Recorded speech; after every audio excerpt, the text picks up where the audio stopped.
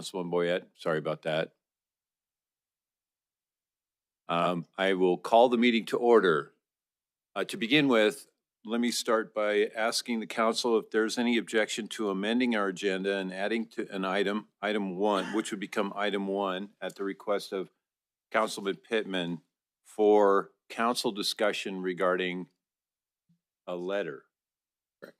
Any objection? Hearing none,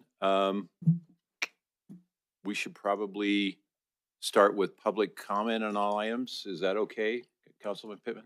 Yeah, as long as the public knows they can comment at this time. Okay, so we'll start then. The new item, council discussion, will appear right after public comment on all items. So now I'll open it up for public comment. Mayor?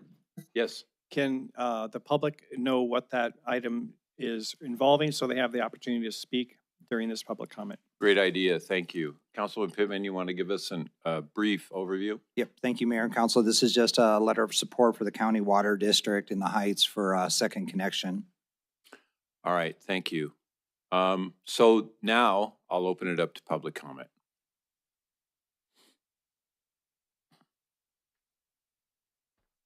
Good afternoon.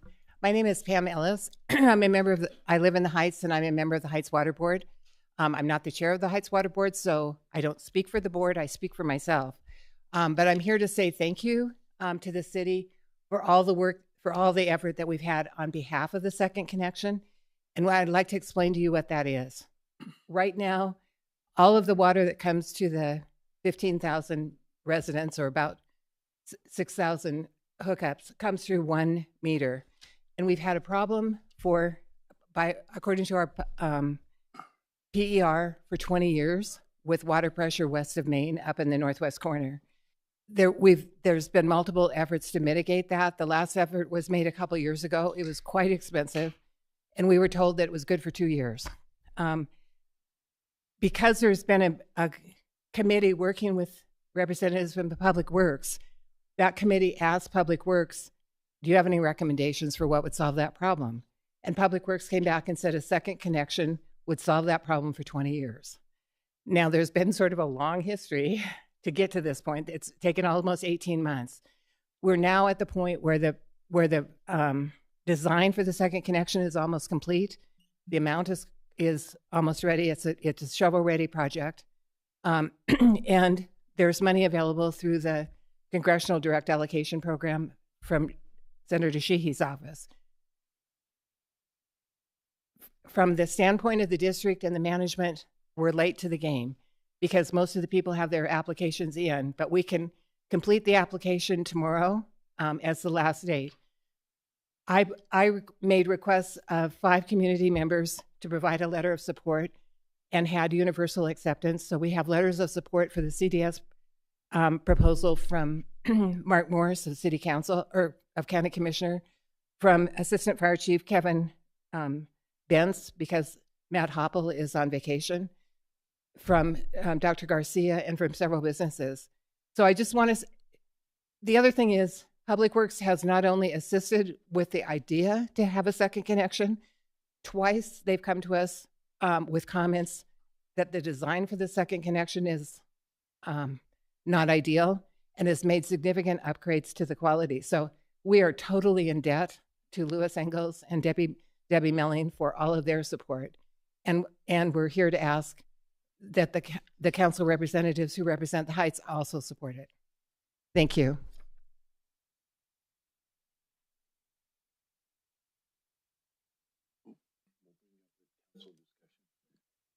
Yeah, we're in public comment right now.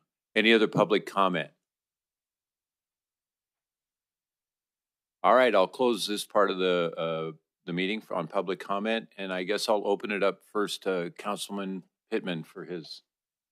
Thank you, Mayor and Council. I apologize that this is a last minute thing, but it's simply a letter of support that for the Heights Water District to apply for this. The city does have 3 projects that they've applied for as well. And I found out this morning at the BACETA meeting that Lockwood was applying for a water extension towards the TED. This is simply a letter that says we support their application for this second station. I'm asking, there's a couple of technical questions. I may have done a few faux pas in trying to get this forward, but whether it can be on the council stationery and if it's okay if the 4 members that represent people in the water district could sign this letter of support. We're not asking for the whole council to, unless you want to go forward that way. Just kind of finding what your pleasure is at this point. Mr. Espenleiter?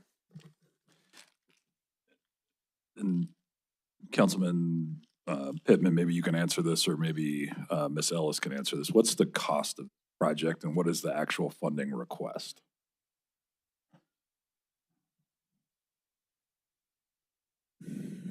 The last number that I've seen is about $1 million. We've spent quite a bit beyond that on the design features because there's been some problems with our engineers inappropriately designing, but about $1 million for construction. And typically, I think the application will ask for 75% funding. Although when I looked at all the grants that have been allocated to date, the average federal match is 50% with a 50% match from us. So it's a tremendous. The trouble with the low water pressure, it makes it's a risk for fire. So it was, and I can tell you, having gone door to door in many doors during my campaign, there's a lot of firefighters and a lot of retired firefighters that live in the Heights Water District, and they're kind of like a family because they talk to each other. So it's critical for fire protection. Follow up, Mr. Mayor. Go ahead. Ms. Ellis is, Pam, I got one more question for you. And I don't see our staff here, so I'm kind of handcuffed here. And if you don't know the answer, that's fine too. If we got to the point of consolidation, would this be necessary? Yes, and that's why, Lewis, the original proposal from our engineers was a $12.6 million Northwest transmission line. Lewis came to our meeting and said that is absolutely not necessary if you consolidate. The second connection is. The other thing that held us up was that the original design had 2 check valves, which reduced the water pressure. And Lewis said that is not necessary because it's city water on one side, city water on the other. So yeah, it's definitely necessary. And it's critical because our timeline is up. The water, we have no other temporary fixes. No matter how much we spend, we've got to do the second connection. Okay, Mr. Mayor, just a comment, and then I'm done. All right. I admittedly struggle with this one because we're not there yet with Heights Water District on consolidation, and they are a separate entity. It's a convoluted situation with, them being our constituents and the Heights Water District constituents, and that's a tough situation to try to navigate for us. But I struggle with supporting an application that's going to compete with our own. We've got our own infrastructure problems and our own infrastructure issues. And, I understand fundamentally the problem, Pam, and and I get the fire safety issues, and we've done projects up in that area, completely aware of what you're talking about. The problem here is, like, I don't know if any of us have any line of sight on where we're headed with consolidation. And it makes me feel a little better that this is a necessary thing, consolidation or not. So it's not a waste of money if we end up in the consolidation conversation. From my perspective, I absolutely would not support the full council writing a letter of support. If the council members want to write their own letters of support for this project as council member X, not representing the city council, I think, you obviously have your own prerogative to do that anyway, but I am not inclined to say the city of Billings supports this application because it's competing with our own interests. Councilmember Shaw. I was going to agree. I agree with that. So my question is, it's the Heights Water District is the entity that would be applying for this? Yeah, okay. And I agree. I don't think it should be a full council thing. I think I'm comfortable with, as a representative of the area, potentially signing on to something. But I think I agree that it can compete with our priorities. What I relayed to Councilmember Pittman is in the past, a lot of this has gone through the legislative committee. So we've had a conversation there about priorities and all the different projects. And that's been very, very helpful. So I would recommend that is a path for the future. I realize this came up at the last minute and I get all of that, but I also would be pretty uncomfortable with the whole council supporting this because then it becomes a city priority and we already have 3. Go ahead, Andy. Thanks, Mayor. You're welcome. This might be a question for Ms. Ellis again. So you said that it would be about $1 million, that was the cost. And my understanding, maybe you can clarify, the Heights Water District does have money in reserves. Would the Heights Water District be paying for this, or is the request for the city to pay for some of that? Oh, no, we would pay the 50%. We do have reserves, but the issue is we've got a project going on to replace the cast iron pipe that runs through Main Street, and that's about a $12 million project. And we have about 45 miles of AC pipe that has to be replaced. So it really, right now, everybody who's in the Heights Water District pays more for water than everybody that's in the city. And our cost of wholesale water is projected to go up 28% in July of 27 and 20% in July of 28. So basically what you have is a hole in the middle of the city that serves about 1/3 of the Heights that it pays everything else in the city, except their water is through the roof because it's not a good business plan to buy water and to buy water wholesale and sell it retail. If we had perfect everything, we would pay more, but we're going to pay way, way more. So anything that can bring that down is really important for the Heights Water District customers, but it's also important for you because if there's 150 homes that are platted to be built in that area, they're not going to have water if we don't have a second connection. So it is a win for the city.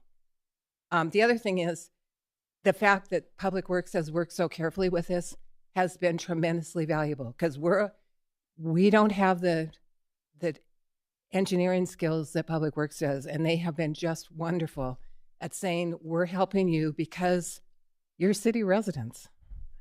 I'm not, I'm in the county, but the bulk of people are, 89% of them are city residents. Okay, thanks. Thank you. Sorry for the first name reference there, Mr. Lindley. Any other comment on this, Mr. Neese? Thank you, Mayor. I agree, Scott, with you on this. I think this is, unfortunately, it came kind of short term. And I was on the legislative committee last year when these projects for the city came forward. Just to let you know, the priority is the Arnold Drain. That's the first one. Second one is the Heights Transfer Station in the Heights. And the third one is the software for the police. And so my concern is the city has chosen that, although it didn't go through council, it went through the legislative committee. Necessarily, that's kind of convoluted between budget and operations because they're actually doing the operations of getting this grant. And then if that was approved, we would then approve those grants when they come. And so I think my concern is I don't want any perception of we're interfering with the city's role. And so I agree that I think individually we can each join on that and use our titles as council members and that. But my concern is, and I'm glad Gina walked in because Gina, I'm going to ask you this question. Sorry about that. I should have let you know right away. My concern is if this letter goes out and has gotten city letterhead, you can see that from here. My concern is it's going to have the perception that the city of Billings is endorsing this, and I don't want that perception. So can you confirm that that the city, in my opinion, should not be using Billings logos when we're doing our personal, even though we're stating as a council member? Councilmember Neese, I think that you're correct. That's certainly the perception if it goes out on city letterhead. I think that would imply that all of council or a majority of council were on board with that. So I think that decision is up to you as a council. If you want to vote to prohibit the use of the letterhead, then that's certainly within your purview to do. Okay, thank you. I appreciate that that response. And just, Mayor, I think I guess to that, I don't think we need to take a vote on this or not, but I think we should just move on to that and allow, unless there's other councilmen who want to move, I think it just allow the representatives who choose they want to participate in this, contact Dennis, and then we would utilize this, because I know I personally won't sign a letter on the city letter, because I don't want the perception for it. Okay, so before we nod our heads on this, let's hear from Councilmember Aguirre. Thank you. I'm kind of questioning the wisdom of the letterhead and versus not, because if we're to write our own personal letter on the letterhead, I mean, that's why we have the letterhead, is to write a letter somewhere to someone, because we are city officials, right? I think if you use, I would like the letterhead to be used, but if you could word it in your letter to say, this letter is supported by wards 1 and 2 or representatives, or something very specific that outlines that not all of city council is on board with that letter. That's just my thought. Any other comment? Councilmember Nichols. So senators, congressmen, governors, legislators is commonly write letters on their letterhead for things that haven't passed the Senate, the House, the Congress, the legislature. So I think it should be okay to use the letterhead as indicating that it's the council person's letterhead or position, and not the position of the entire council. Okay. I think we should be allowed to use the letterhead. Anybody over here? All right, I got one. I do have a comment. Sure. So I've heard all this and I understand. I do have a concern with the letterhead in that the city has already met with the senator's office and gone through their 3 requests and then indicated that would be the end of the requests. So I think we would be sending at least a message of being unorganized if we went forward with that. I personally don't have a problem supporting it or you guys writing letters to support it, but I think it probably should not be on city letterhead also. So I think I'm last. Councilmember O'Donnell. Thank you. In my experience, I've been a part of letters frequently that say this does not represent an official position of the city, some type of disclaimer. It said it only reflects the above signed council members. So I don't see that as a particular problem. But any letter from council people talking about in our official capacity should be on letterhead. Okay, so if I guess we could sum this up, and maybe what we need to do is a nod of heads, but let me first ask the 4 council members, would you be okay writing the letters on personal stationery? I'd rather write it without the letterhead. Okay, is that okay with everybody on this side of it? All right, good. I think we're decided. We're going to move to agenda item number 2, Montana Land Use Planning Act / Billings 2045 update.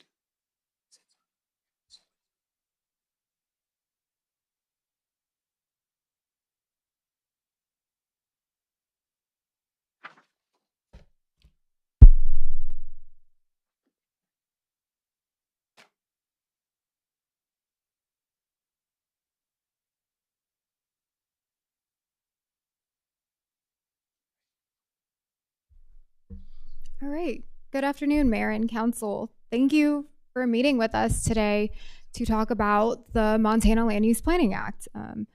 What we are hoping to achieve today with you all is to go through what we've been through as a city, what we've done so far for this project, not reiterating some of the same stuff about the public outreach, but just kind of talk about it from a broader perspective. And we would like to have some direction associated with zoning incentives that are within the Montana Land Use Planning Act.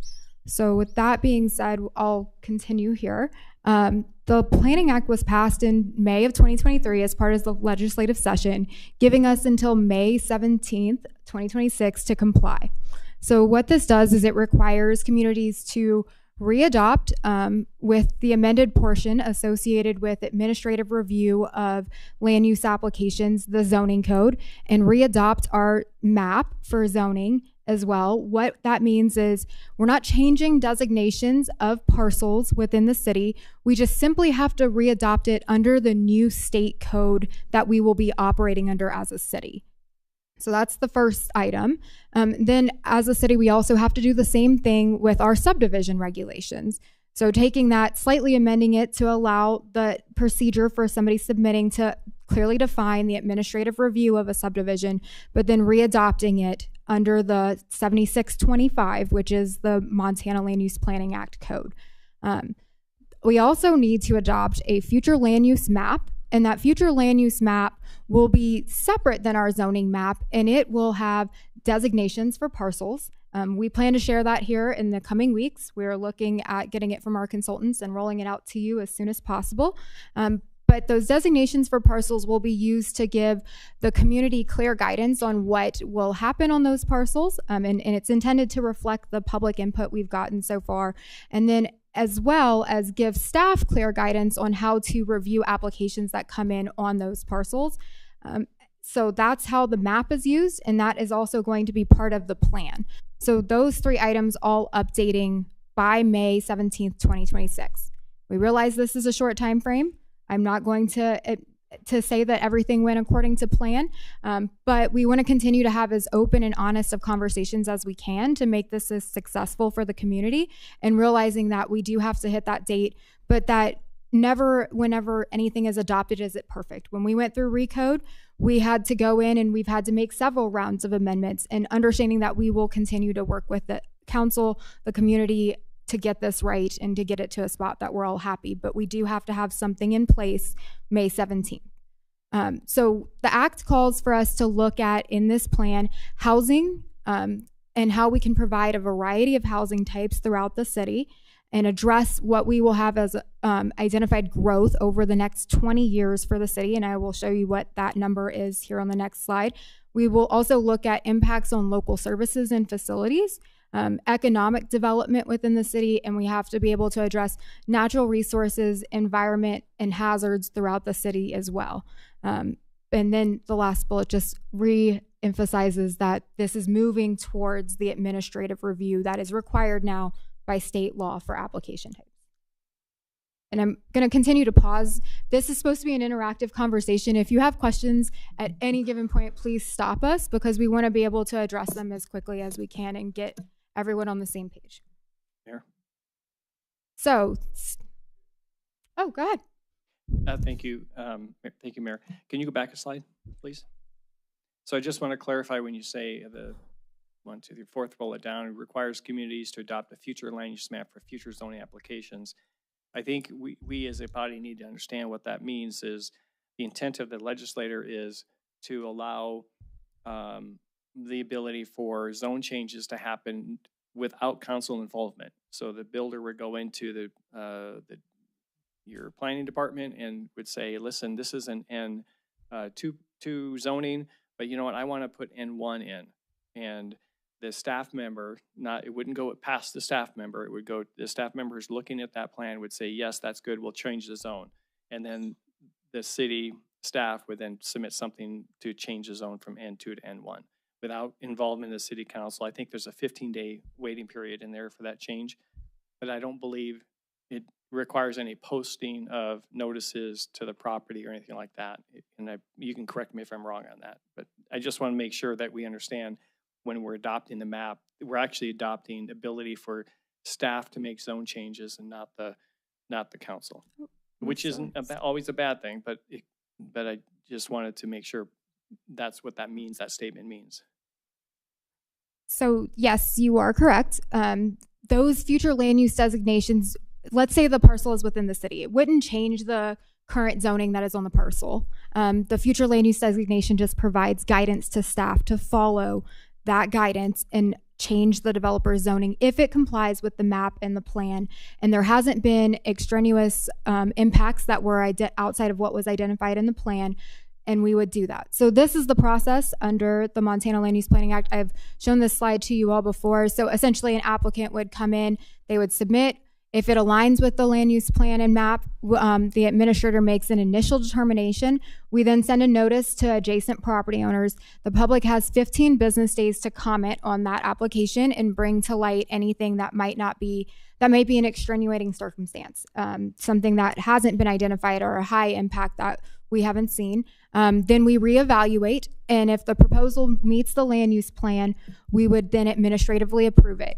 There is an appeals process in place that requires coming in front of the city council. And there is also, if it does not meet that plan, it would still come in front of city council after going in front of the planning commission for a recommendation. Okay. Mayor, quick couple follow-ups on that as you went through this. Public has a 15-day comment period. You mentioned that you send it out to the adjacent property owners, so just the ones touching the property, not the ones around, like currently maybe are notified by zone changes. Is that correct?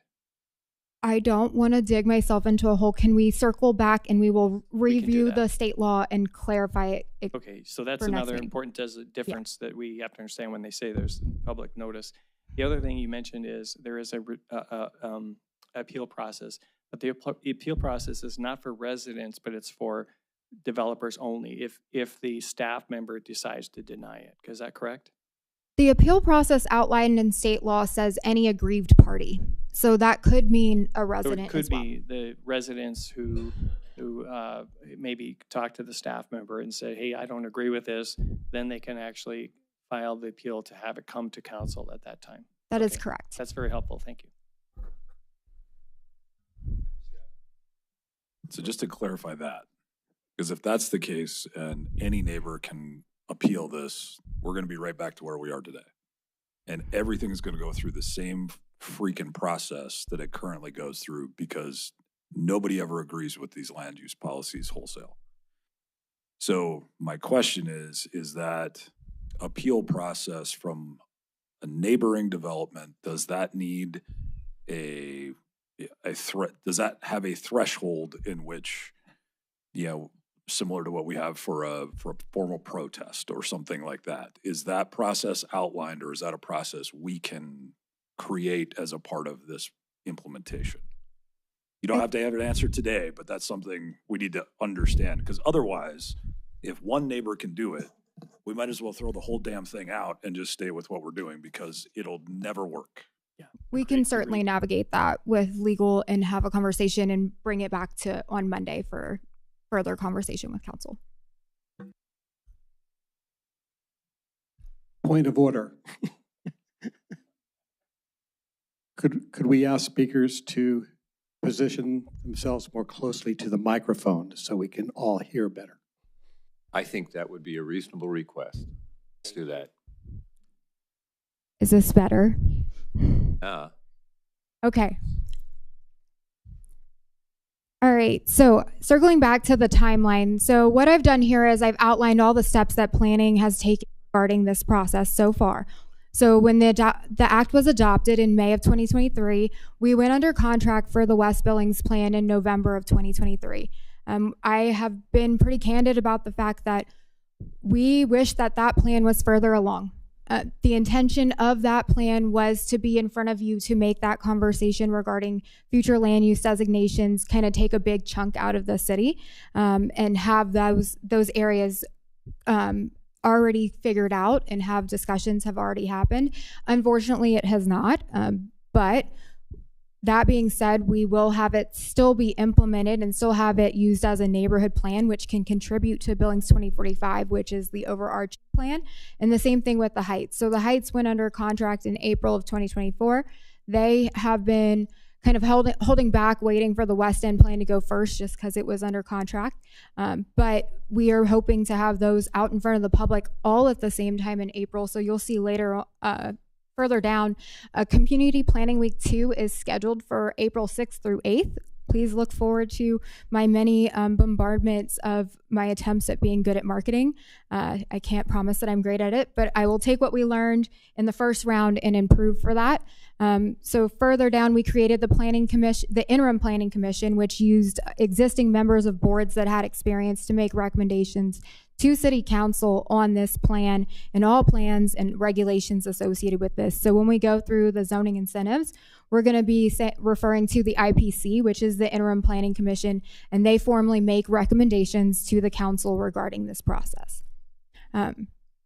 Yeah, just quickly too, just to clarify too, with the Interim Planning Commission, it specifically calls out in the statute that they are the body that makes recommendations to you. So you will, that's part of. Huh. Please use your microphone. I guess I have, okay, so the Interim Planning Commission and the Planning Commission that will ultimately be seated permanently, the statute specifically calls out that they are the body that makes recommendations to you for what Anna just said, which is the land use plan, the future land use map, any amendments to the zoning regulations or the zoning regulations. So that's why it's all flowing through them to you. That is their duty as part of the process. I'm just hoping that we don't end up in a cluster like we have with the TIF districts, that you have an interim committee and a planning and a planning commission, and we have people on each side of the room there that they're part of this advisory and this one and all of that. We're gonna just have one planning commission? Yes, Councilmember Kennedy, this is actually going much more smoothly. I hope so, because I went to that other meeting last week and that was ridiculous. So if it ends up like that, then I can't go to those meetings. That's ridiculous. Thank you. So the Interim Planning Commission makes the recommendations. We went under contract for Billings 2045, the overarching plan, in April. We began stakeholder engagement, which I kind of outlined to all of you in the past meeting, had a number of conversations with a number of stakeholders throughout the community. We then had the community survey open from October all the way through December, and had a community planning week in November of this past year. The plan began being drafted in January, and it's still being drafted. We plan to release that as soon as we possibly can for everyone's review, with the new Community Planning Week being April 6th through 8th. One of the meetings will actually be here with City Council on, I believe it's a work session that night, but we wanted to intentionally have the public here, make sure that you were all hearing about it as well, but then holding other meetings throughout the city. And as we identify those, we will be rolling them out to the public as quickly as possible. All right, I think Councilman Pittman has something. Yeah, thank you, Mayor. So at any point, we can modify this and when it finally comes to us, we can still modify it. It's not going to be take it or leave it kind of option. That's correct. So the intention of today is that we would like to get direction and consensus, so we're not really repeating that process again, right? When you work with a consultant and they're drafting a plan, it's good to be able to get things as close to possible for efficiency's sake, especially when we're up against a deadline like this. So it would be ideal if we had a good consensus, leaving today and Monday. But yes, we can amend items of the plan, and we intend to have more discussions when we have that plan to be able to amend it. The Interim Planning Commission makes recommendations. We can incorporate those recommendations, but before final approval, we can do so after we adopt it to come into compliance with the Montana Land Use Planning Act. We can also continue to amend it. We intend to continue to make adjustments as we see fit. The Montana Land Use Planning Act calls for us to adopt it or to amend it at minimum once every 5 years. I think it is our expectation to have to navigate that much sooner. And if conversations need to continue, we can certainly do so. We just need to have something in place whenever May 17th rolls around and have a final decision made there.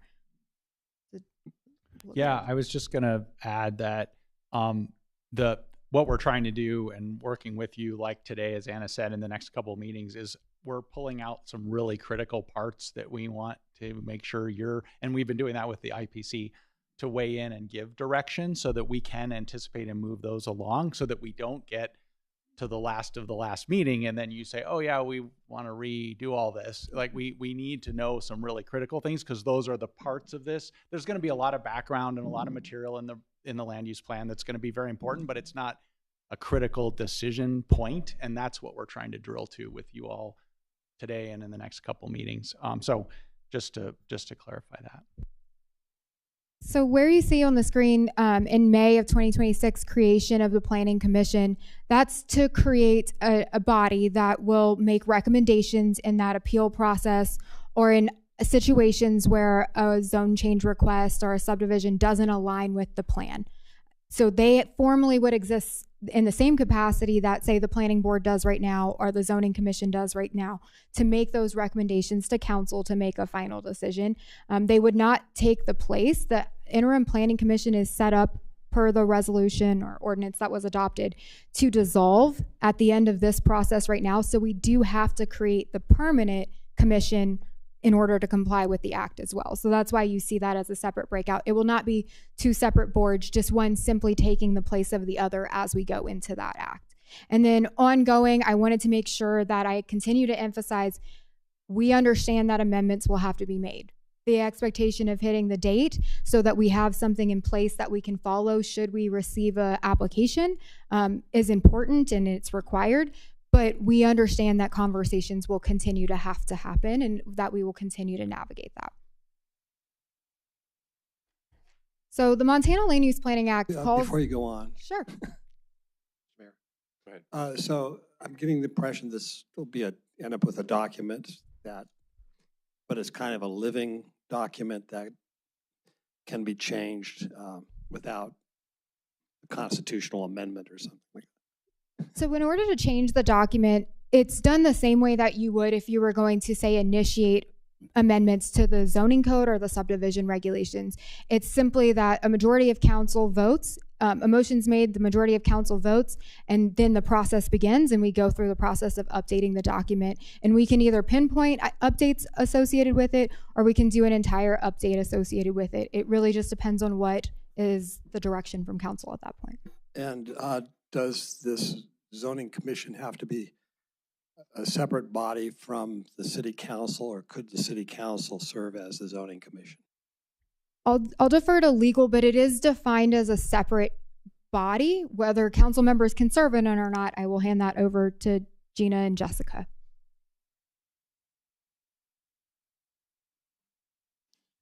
I do not know the answer to that question. I believe that it does need to be a separate body. I am looking as we speak, so I will interject when I have the answer. Could it be a separate body but composed of the same members? I don't believe so, but I think Jessica's pointing it out to me. Okay. CMS Later. Yeah, and with understanding the crunch that we're in and that we have to get something in place and we are acknowledging that it's not going to be perfect out to shoots. Can we build into the adoption of this plan a set review 12 months after it's adopted so that council knows, the development community knows, neighborhoods know that, hey, we're putting this in place. It is the final document for now, but we are entering in 12 months, we will be collecting the data and the information, understanding where we need to make some modifications and changes, and those things will all be addressed within 12 months. In May of 2027, we will be right back here with a summation of the changes. Hopefully we can package them all together and do them all. If there are some drastic ones, we'll do them as we need to, but can we get that built into the adopted document so that everybody knows there is going to be a review of this in 12 months? Let's keep working on it. Yeah. I don't know. I was going to say, I don't know that we would put it directly in the document, but what we could do at that same council meeting, and I'll make sure that we do it, we'll just ask you to make a motion to say in 12 months we'd like to do this. And that way we have already the initiative open and saying in 12 months, it's already open. I don't need to come back to you again. We'll just already be working on them and continuing to do it. Yeah, and with the new zoning code and recode, we did something similar to exactly what you're describing. We had like several checkpoints and said we're coming back. So yes, I think that's a great idea. Yeah, it did. All right. I'm just double checking. Okay. You're doing fine. Councilmember Nicholson, in looking at the statute that describes the Planning Commission, it does appear that council could appoint itself, could be the same members. It could be this body, all the members of this body could be members of the Planning Commission. It just needs to be done by an ordinance or a resolution, as long as all the members of the Planning Commission are representative of the jurisdictions involved. And so council could then just set the requirements in the bylaws and whatever requirements that it wants of that body. So it's, I guess, more of a discussion about how practical that is. And I would leave that to Wyatt and Anna to talk about. Yeah, I mean, you'd be making a recommendation to yourself, which is unusual in all of our advisory boards and commissions and in our statutorily created boards and commissions. You'd be recommending to yourself, which would be very unusual. We usually don't see that, so that'd be something for you to visit about. But the council members are elected, and so there's more. Should be more responsive to the community. The other question I have for the parts, does this commission have to represent people living outside the city but are in the green zone? Does it call out? The Planning Commission says that the statute requires that each jurisdiction must be equally represented in the membership of a multi-jurisdictional planning commission. So if the Planning Commission represents portions of the county, if that's the land use map, I guess that's something we would need to work out if that's required or not. I mean, my personal take on that has been that yes, it would be good. I feel like I'm going to eat this.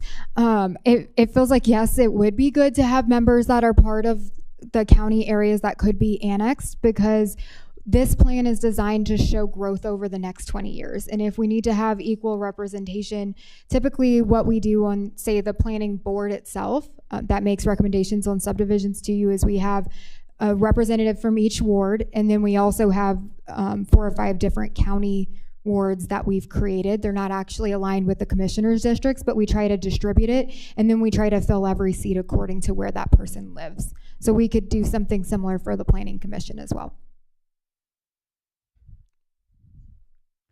Okay, so the intent of this slide is to show you that we have to be able to provide a variety of housing types and be able to accommodate growth over the next 20 years. So we are expected to grow by 30,000 people, and it's estimated that we will need 16,000 units, a little over 16,000 units. So the intent of the future land use designations is to show how that growth could occur, whether it be an infill redeveloped parcel or whether it be a parcel that is annexed into the city. That's the intent of those future land use designations.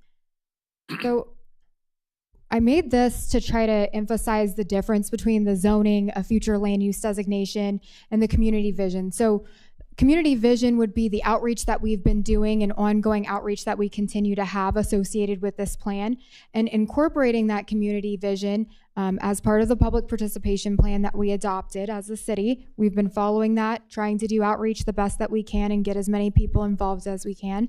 And then incorporating that into the plan, which then reflects into the map. And the plan and the map will have the future land use designations, and the map shows how we want growth to occur as a community.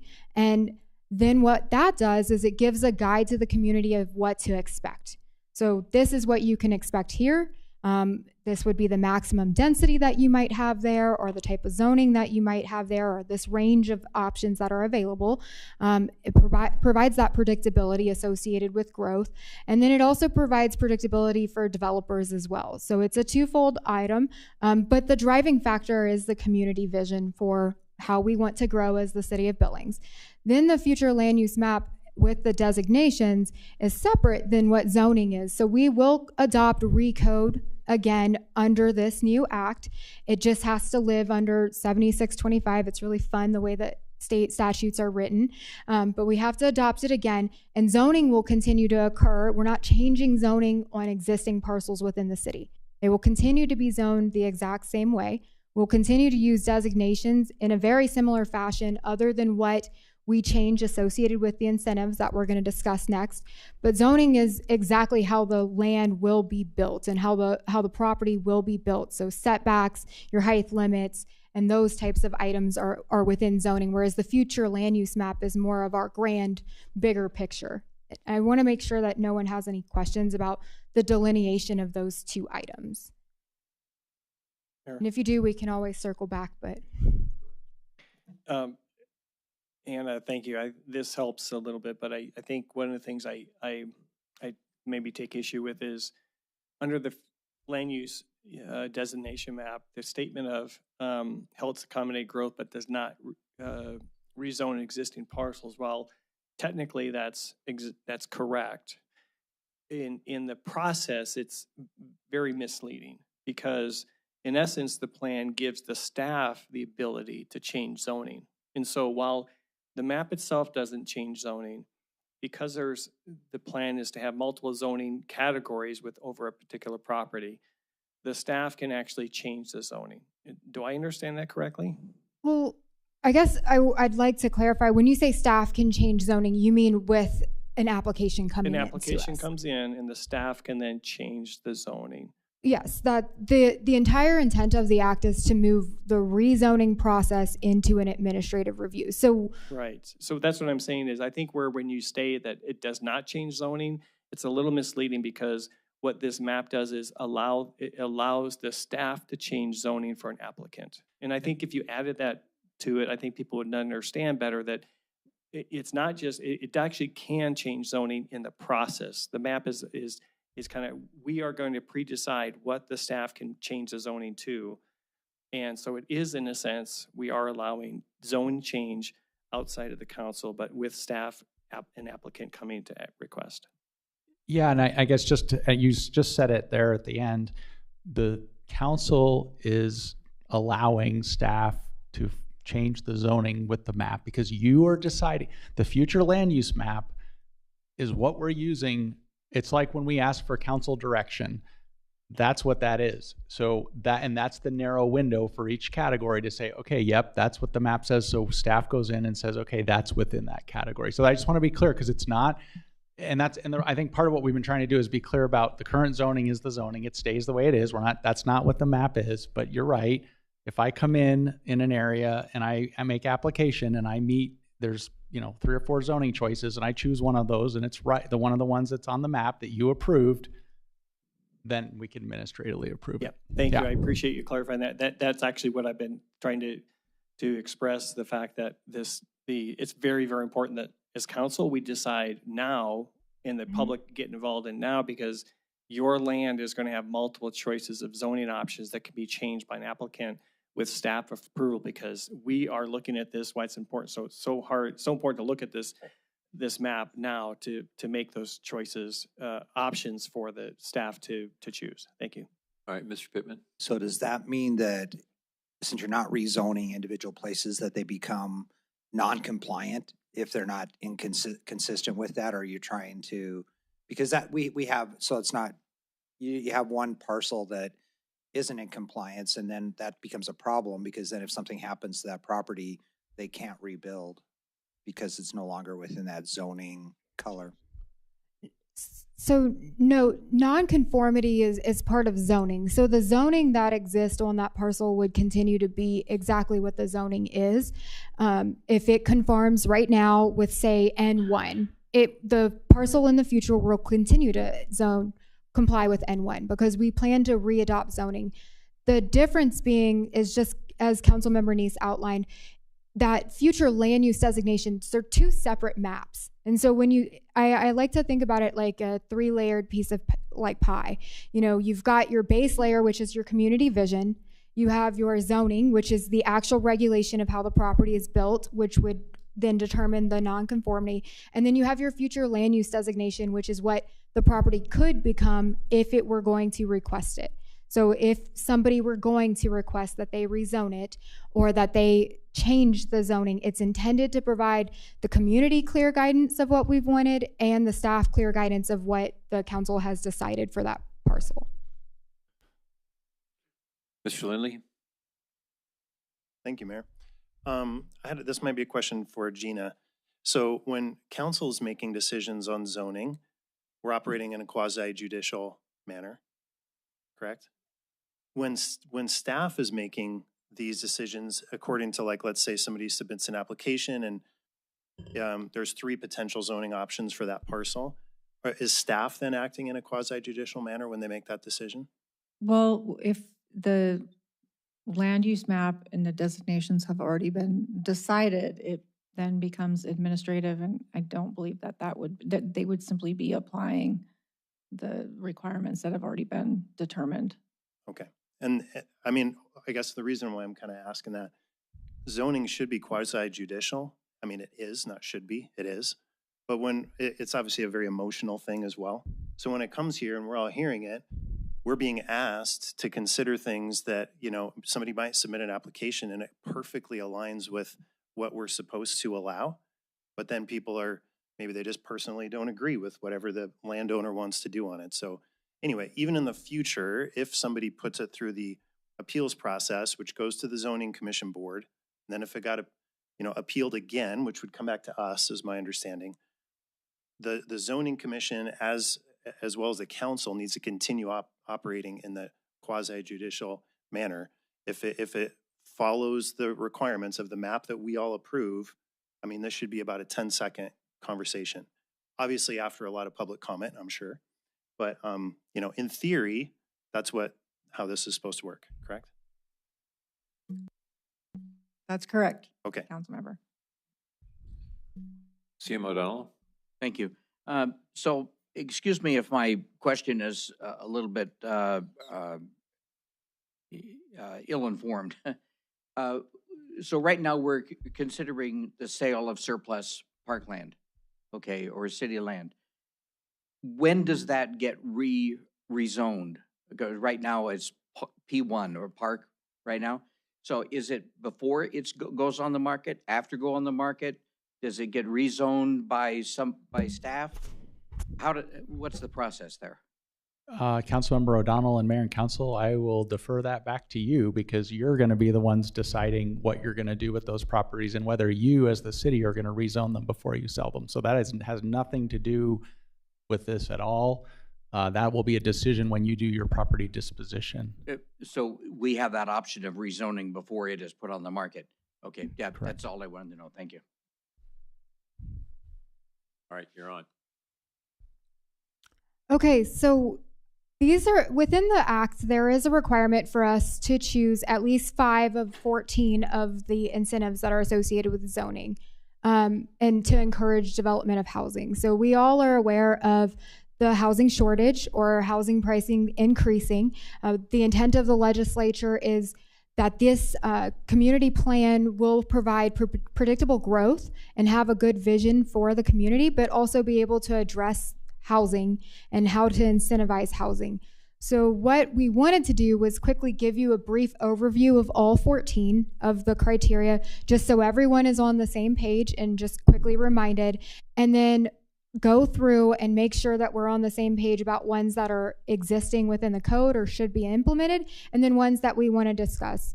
And I will very quickly let you know that I updated this from the time that I even emailed it to you because Councilmember Neese brought one to my attention that I had missed, and I will let you, I'll clarify that when we get to that one.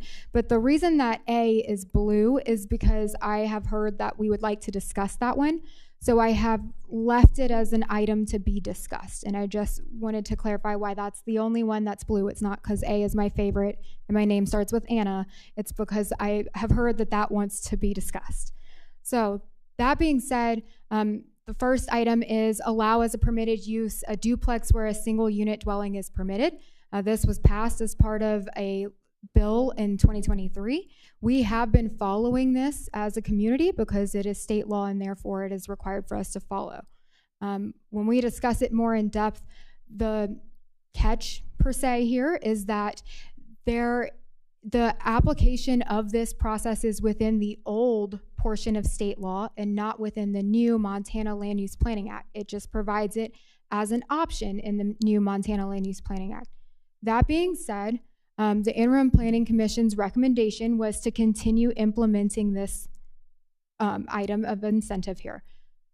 Our position as staff, not that that outweighs the interim planning commission, would be to also continue implementing that.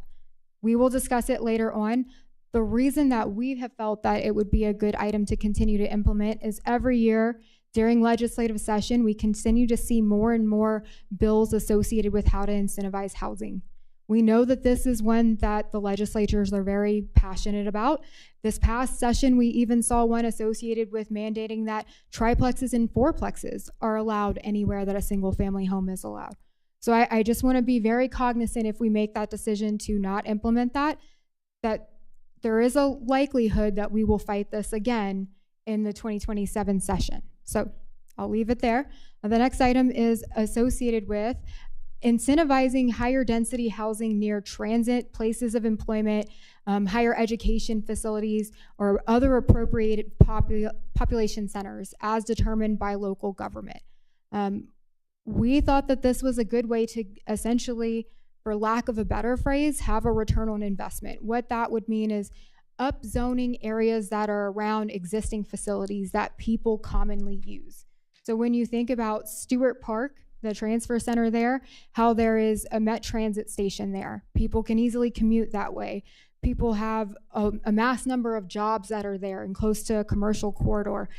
So allowing for higher density in those areas so that there is high density and we're not continuing to sprawl, because it does cost the community and taxpayers money the more and more that we extend water and sewer lines. And so the intent here being kind of incentivizing infill development in those places that have been identified by city council. And we're thinking of it as using what's called an overlay associated with that. Item C would be recommended to be included.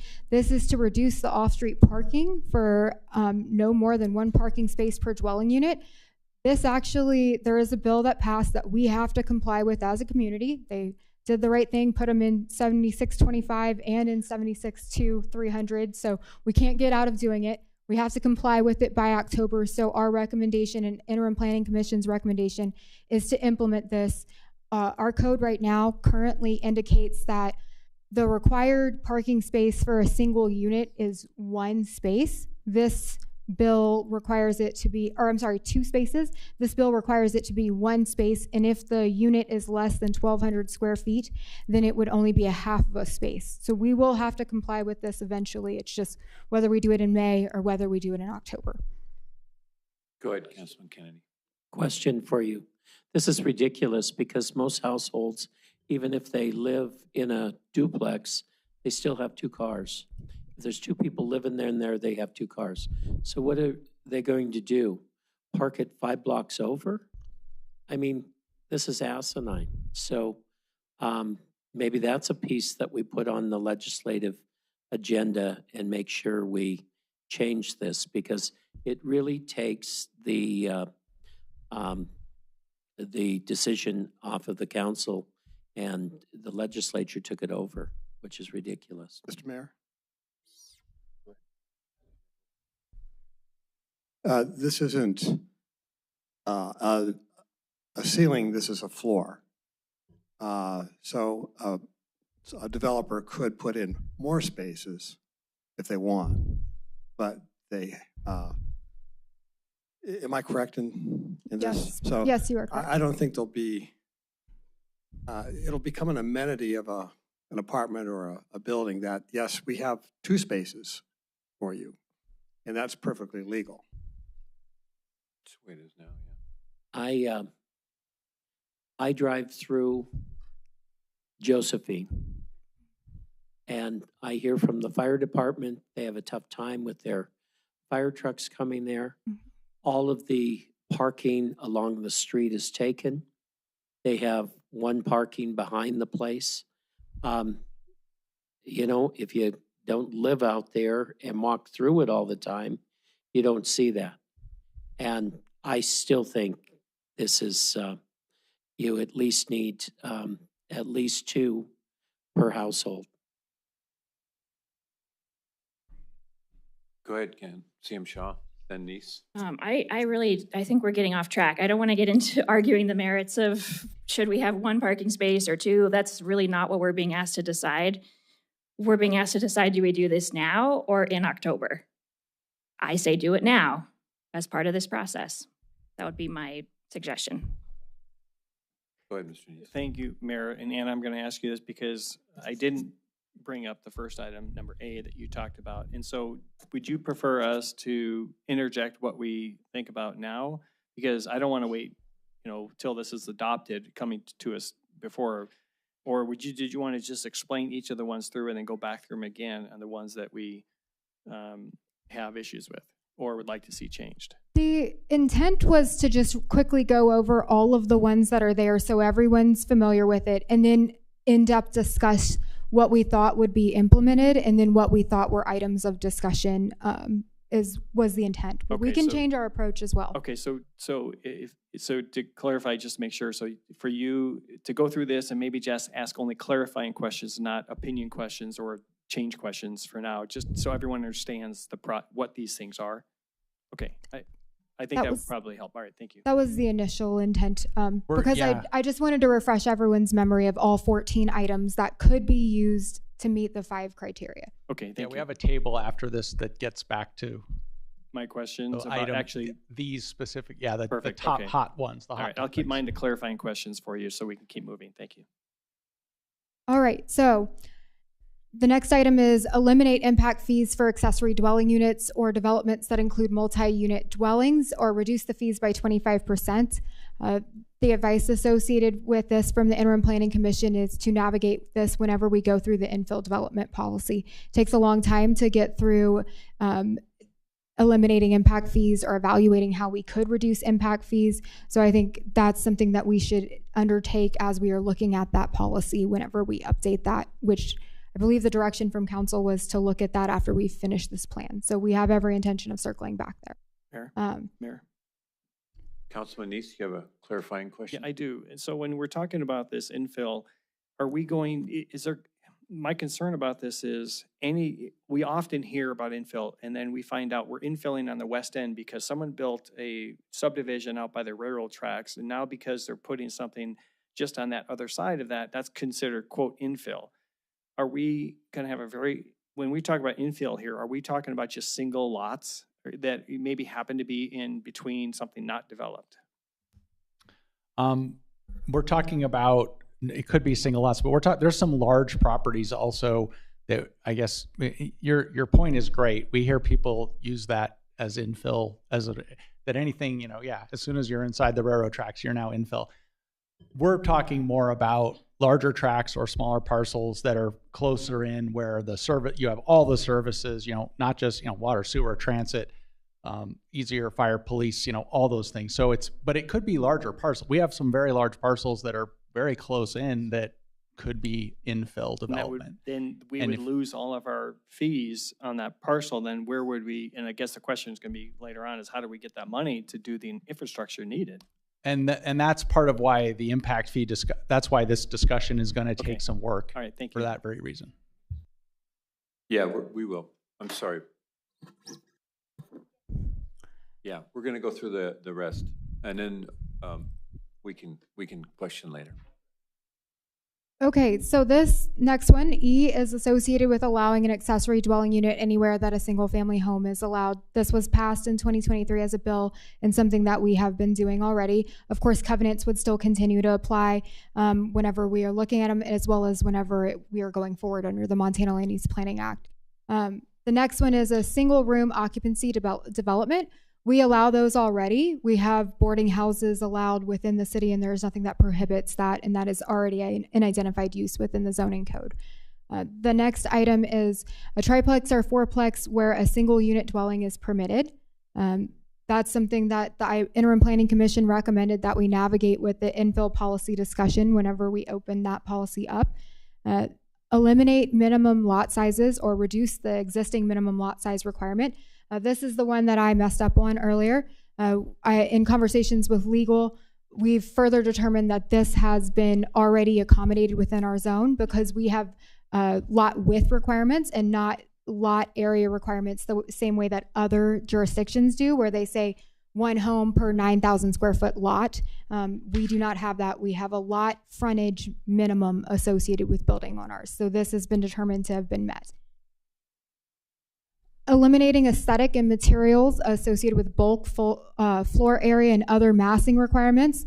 The interim planning commission's recommendation was to not include this. We have some of these items existing within the eBird development, and we will be navigating some minimum adjustments to the eBird whenever we go through different code amendments a little bit later this fall.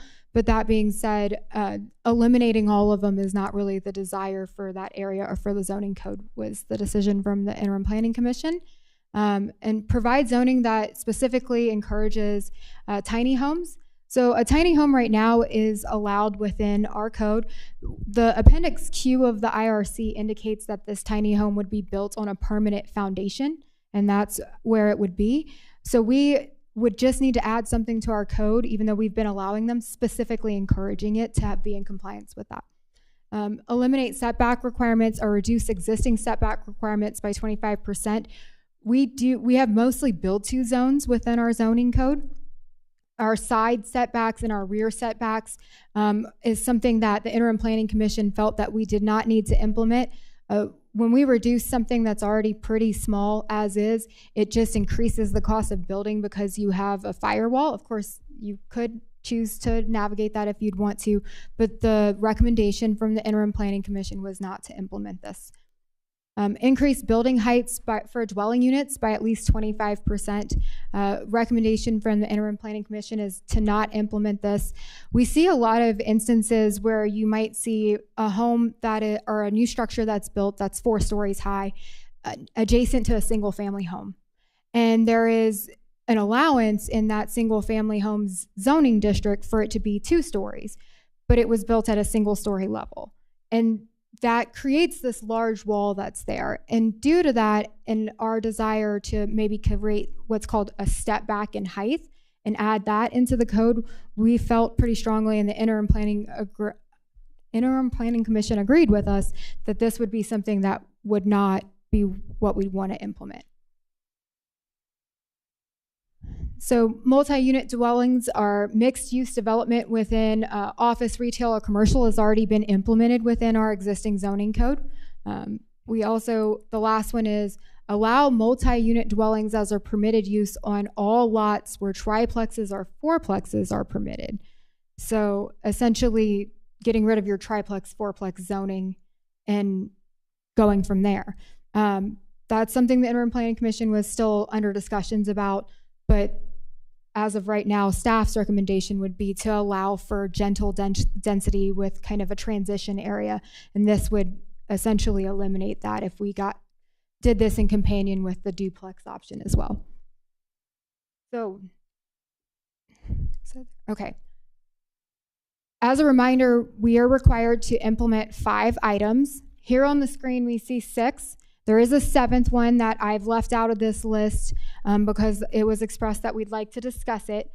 But the first thing that we were hoping to do is we can either discuss these all individually, or we'd like to just get confirmation from council that we do want to implement these items. Let me see if we can start at a high level here. So on this list, there are 6 items. We're required 5, so we get a bonus item, if you will. I'm wondering if, for simplicity's sake, we could look at the first 5 and see if anybody has any heartburn about any of those and keeping those. No, the first 5, that 6 is going to be required, and we can, I guess, talk about that later. So how about we start that way? The one on your presentation there, yeah. This is the slide that was updated due to the incorrect item. It went from 5 to 6 is what, yeah. On this particular slide. We're going to talk about the easy stuff first. How's that? So the things that we already allow would be part of the minimum 5 required. So let's have some conversation here. If anybody has an objection to keeping any of those 5. am still ahead, looking. Councilmember. I'm still looking. I'm sorry. I need Yeah. to, because it's definitely organized differently than I had wanted to address it. Take your time. And if you'd like, maybe I could ask presenter to just give us you get 30 seconds to talk about all 5. Well, no, just give us a brief overview again of all the 5 that we already do. I can also go back through the other version as well if that was easier with the green lines. But essentially, this is the eliminate and reduce off-street parking, because that would either be implemented right now in May or implemented in October per state law. Allow for permitted use to have an accessory dwelling unit, which we already do. Continue to allow for single room occupancies, which is already within the code. Eliminating minimum lot sizes, we've already met that, so there's not really an action that's required there. Provide for zoning that encourages tiny homes. We've been allowing tiny homes. They're homes that are built on structures. We simply would just need to explicitly say tiny homes are allowed. And then multi-unit dwellings within mixed-use development on office, retail, and commercial. We have already been doing that, and that is an item that we were thinking would be wanted to be continued. All right, may I make one more suggestion, just for the purposes of giving us time to digest this, and since we're coming back on Tuesday to talk about this, could you possibly send this out to us with these lists? We can all take 48 hours or how many hours that is to look it over, and then we could make a concerted effort to give you our views on that on Tuesday. That will give us time to digest it. Is that okay with you guys? How about on this side? Councilmember Shaw? It's Monday. I won't be here next week for the work session, so I will just give you my feedback now, which is that we're already doing these things. We should keep doing them. If we take any of them out, I think the legislature is just going to mandate that we do it. So, good point. We'll see. Councilmember Boyett. Thank you, Mayor. So you're recommending the 5, 1, 2, 3, 4, 5 that are already allowed and get rid of everything else, which would be A? No, we just wanted to get consensus, since these were items that we felt like probably were not heavily contentious among the council, to continue with that and consider them as an adopted strategy within our plan. That's all we were looking for. We're trying to get through. Yeah, we want to make sure, okay, we've got 5, but we would highly recommend that you do more than 5. The state doesn't require that though, right?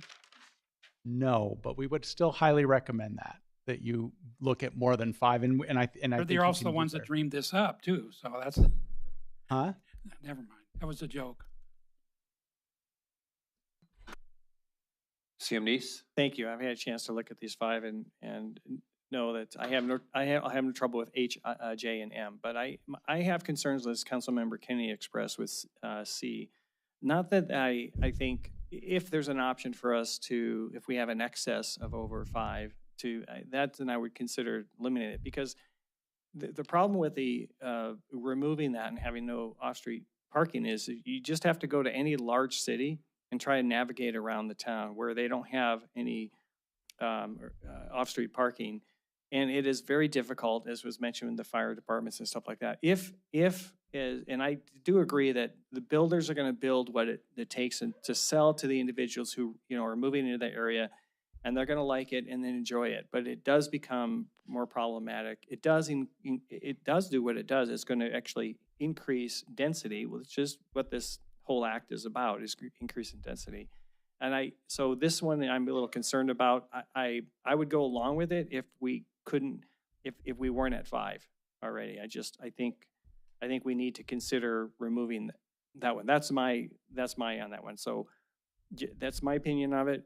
Number E, on the I believe this one, if we have the option, I think this one should be removed as well. I know the covenants protect the property, but I think allowing ADUs throughout the city, again, builds a whole lot of properties that we're going to have later on that just is so dense and so packed that you're running around between neighborhoods, between houses, and it's very difficult to find what they're looking for.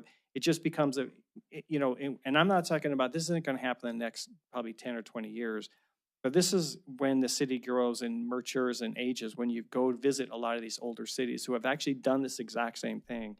it makes it very, very difficult in that city to try to redevelop it later on, because you've got all of these ADUs in the back in that. So I again would prefer not to do that one, but if this is the only 5, I would kind of go along with that. So that's my opinion of the Mr. Aspenleiter? I just want to clarify, C, E, and M are all state laws. Those are things that were passed, mandated by the legislature. We don't have to like them. I don't like them, but we have to do them, period. Like that's not up for debate for us. We can put them on the legislative agenda and try to take care of it. And I would support that, especially with off-street parking. But in these that have passed, C, E, and M, it's not optional for us to do that or not. That is mandated by the state law, and we have to do it. So I don't know what we're wasting energy talking about. If we want to change it, then let's work with our lobbyists to take out and change the law on C, and then we'll come back and modify the plan if we're successful. This isn't up for debate for us. Mayor, can I ask a clarifying question to the Wyeth then, please? Wyeth, I think Councilmember Aspenleiter makes a point. If we can't change this, then I understand. But I understand this new law replaced a lot of the old law that makes these optional now. So are these considered optional for us, or are they covered in some other section of the law that we have to do it? The ones that we're talking about right here are actually, to Councilmember Asplenter's point, where they amended it into the correct portion of the code, which is this. So it's not in the old. When we switch over to the new code, they don't go away. They made sure that they're coming along with it, which is when Anna was talking about this fall. There's 2 of these for October. They purposely made sure, yep, they're in this section and they're in there. But so, in the section to be optional, not in the section to be mandatory. That's where I'm not understanding. No, they were passed for us all to follow. So I think to ask Councilmember's point, so even though there's a new law that's replacing the old law that made these required, this new law requires it has to be one of the 5.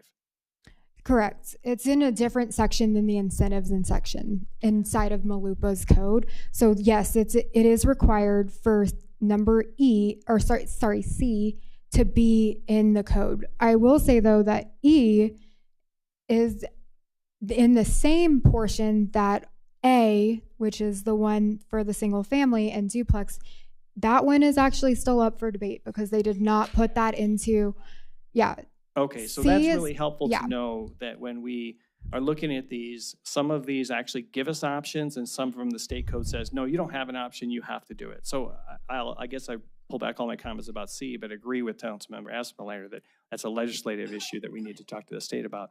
But C then can still be an option that we do as a council have a choice to, I'm sorry, not C, E. We do have a choice under E to say yes or no on. That's still, that now is an option under this new law. It is an option. The reason that you see it here is because I did not think that this was one that we were debating because we had kind of not heard that. But that being said, we can certainly talk about whether or not we want to continue to implement it.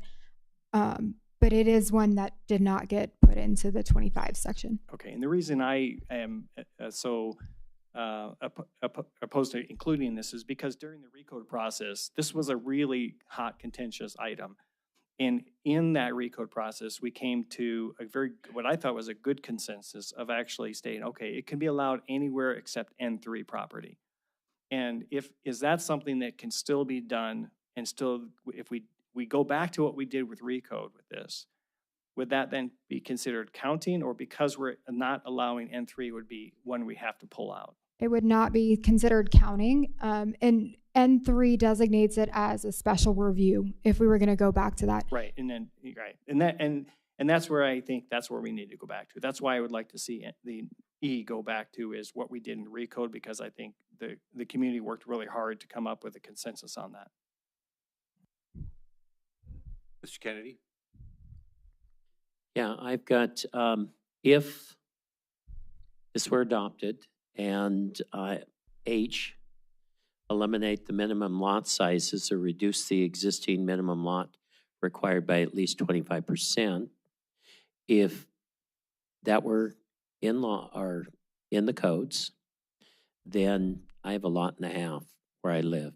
So I could split that lot according to this, correct? And then if we did the next one on defining tiny homes, I could put a tiny home on the back of that lot, and we would have 2 homes in there. Actually, I subdivided that one lot in that subdivision, and now I've got another home there, which is a tiny home right in my subdivision.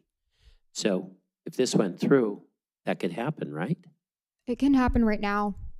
So right now we don't have minimum lot sizes. We have a lot width that is required for a principal building. And that is why it's considered different than the lot sizes. Why it's different today than it will be in the future when this is all adopted is it goes to the planning commission, and the planning commission can approve it and it will go through, correct? No, so I think we're saying 2 different things. What I'm saying is there is no lot size that determines whether or not you would get to add that tiny home in our code. The way that the code is written here on the screen talks about a lot size. So in a hypothetical world where we had zoning that said for your tiny home, you have to have 7,000 square feet. That would be, you'd essentially have to have a 14,000 square foot lot to put a tiny home there or 2 tiny homes there. We do not have that currently within our code at all. We have, you are required to build a lot for a certain number of feet wide for each building. And so the reason we consider this met is because we're not explicitly stating it's an area size, and legal can chime in, but that was their determination. So area size being different, that dictating the actual lot size than what we currently use, which is a lot frontage. So our suggestion here is to just leave what we exactly use right now, the exact same. Okay, but then say this is adopted. Then they come back to the planning commission to go ahead and have this done, correct? No. They don't need to come to the planning commission, and they wouldn't. So staff could automatically approve of that, right? Yeah, or they may not even have to. They might just come with a building permit. It may have, if your zoning is, if you've got the right zoning, which actually, even in N3 right now, you can have 2 units, remember, because the state that current law is in place. And if you have enough frontage, like Anna's describing, you could just come in with a building permit. We would verify zoning like we do for any building permit, and you would build your tiny home next to your house that you already have. Thank you. Hi, Ms. Shaw. I want to get back to the big picture. Having been on the legislative committee for years, several sessions working on these things, my opinion is that this is the legislature's not wish list, but things that they are going to push for. We should adopt, in my opinion, as many of them as we possibly can, or we're going to end up adopting worse versions of them. There will be bills on all of these things, is my opinion. So I think when we're talking about just 5, I think that's a very narrow way to look at it that is going to get us backed into a corner with the legislature, and we're going to end up having to accept some things that we really don't like because we pushed back on this. All right, you're back. Any other questions? Oh, my. So for my opinion on this items, G, H, L, and K are absolute no-goes for me. I will not support those. I think they're bad for development. I think they create unintended consequences similar to what we landed on with Hunter's Point on Central. Those are the 4, I think, and they're not recommended here. I don't see on the list. I would just affirm that those are 4 that I would not even entertain considering from my perspective, because I think they set us up for unintended consequences. I don't like the parking requirement, but unless we get that changed legislatively, we are where we are there. The others I need to think about a little bit further, but for me, the 6 that you had up, stay. The 4 that I mentioned go away, and now we're talking about a remaining 4. Whether we should implement or not implement them. And that's where I'm at. Those are the ones that I need to learn more and figure out more. But that's it for me. Thanks.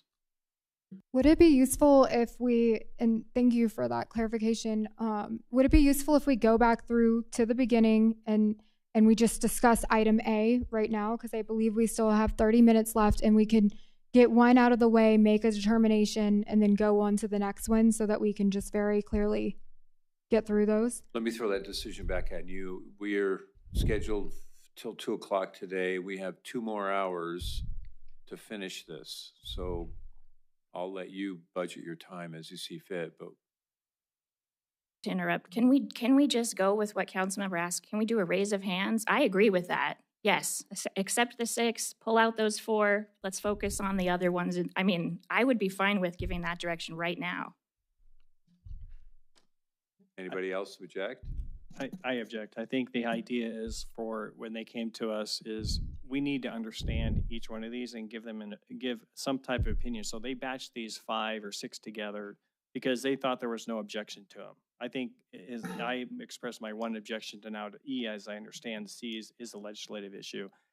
And that's something that, it's a minor objection, but I have more objections to some of the other ones. And that's where I think we need to focus on is just move on past these 6 and this address the other ones as we go through.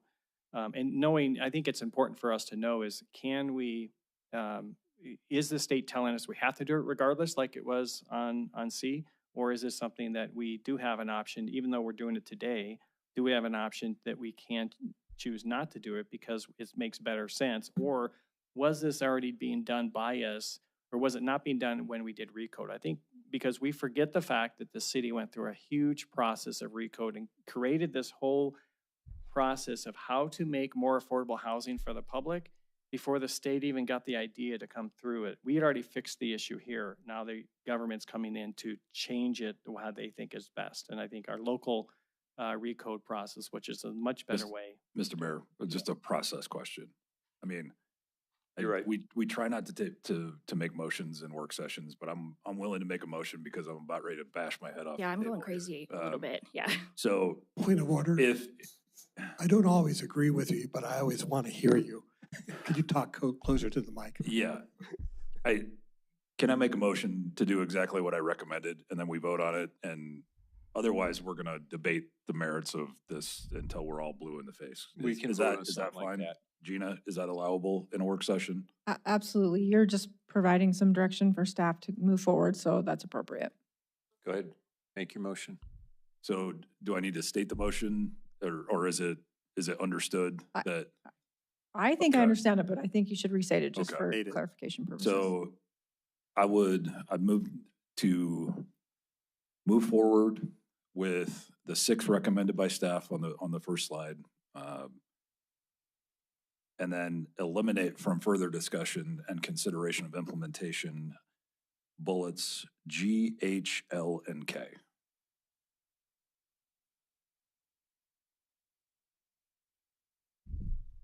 We have a second from Ms. Shaw. Let's just go aye. In favor? Mayor? Yes, sir. Sorry. If there's a second, I just have some questions on K. Because K was, I apologize, it wasn't K. Never mind. It's too small, is what I thought you would complain about. G, H, L, and K. Hold on. I think this is why it would be better to go through them individually, as staff has suggested. If council members don't want to take the time to go through them, we're going to have another meeting on Monday. They don't have to be at the work session. They're not required.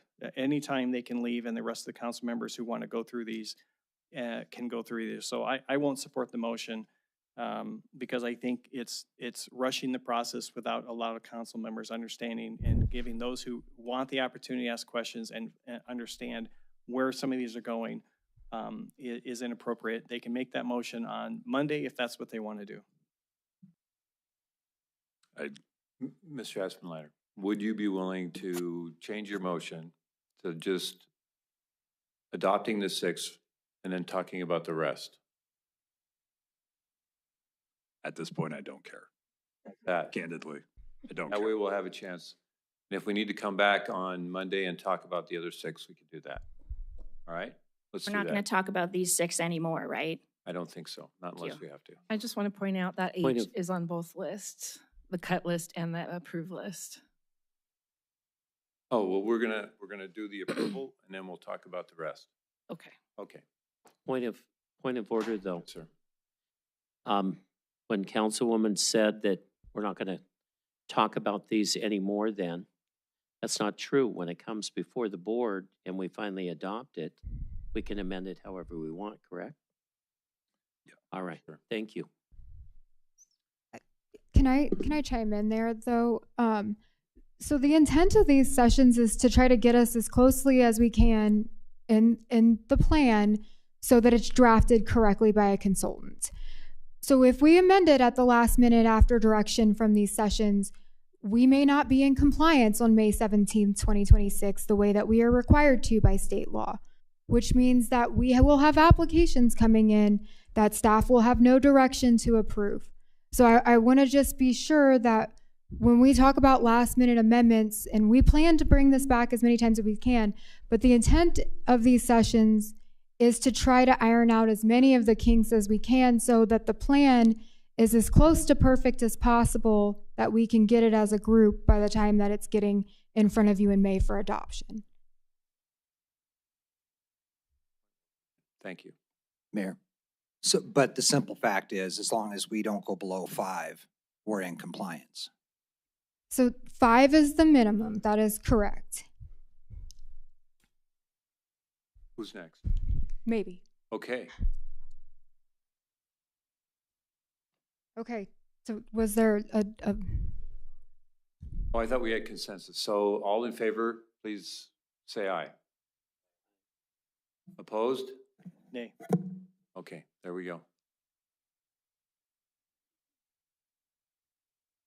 oh, And Sorry. I just want to make note. These work sessions are work sessions to interact with staff. But it's also our obligation to come prepared. And if we have questions and things that we need to understand more, we have complete access to staff to answer those questions on our own time and figure those things out as well. So I vehemently disagree with the statement that was made earlier about we have to take everybody's time to answer everybody's individual questions. Those things are also your obligation to do that on your time.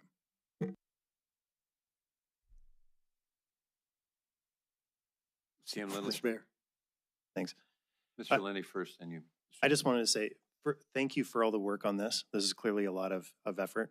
And I think for me, at least the way I see it, I think you've tried to make it simple. Maybe we're overcomplicating it a little bit, where you've got things we already have in there, things that are coming and required by state law, things that you're recommending we take a look at in the future with the infill, and things that you're saying you don't recommend at all. When I say you, I'm the interim planning commission. So to me, I think that's very clear, which is great. I think that's good guidance. Obviously, not all of us will agree on any one of those, but I appreciate that. I think this is good.